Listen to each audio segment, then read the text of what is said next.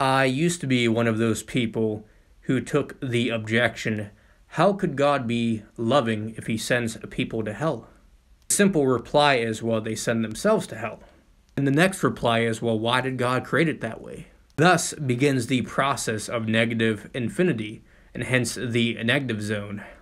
The leader of this zone typically is depicted with ram horns, and the ram simply charges again and again. State the same thing as if it is true. So mathematically, this is going to have its own pathway, and those who follow the ram-like style of life have chosen that pathway.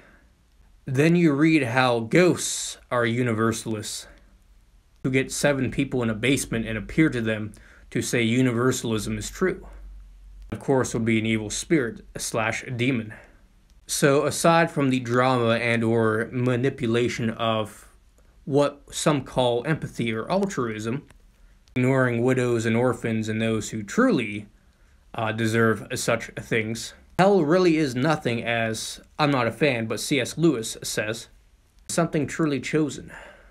And God is not responsible for that, as if he needed someone to say that, which he does not. So I took Algebra 2 in high school, and simply you have your x-axis, horizontal, and your y-axis, vertical. Double positive zone, positive and negative zone, positive and negative zone here, and then complete negative zone. So simply, heaven is to start here, this is what you call life or birth, and to ascend in virtues, common sense of realism and reason, and, well, of course, to keep the commandments of God himself. For myself personally, I like this zone, and I like to be around those who like this zone. Now, for those who choose a different type of zone, the knowledge of evil, you can manipulate things so you can mix gasoline and fire in such a way to keep it rational for a little while. Well, what you do by yourself in your basement or out in some creepy woods somewhere.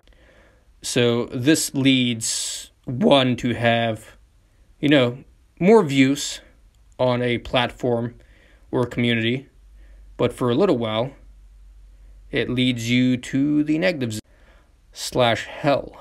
I simply call it the mask without the audience.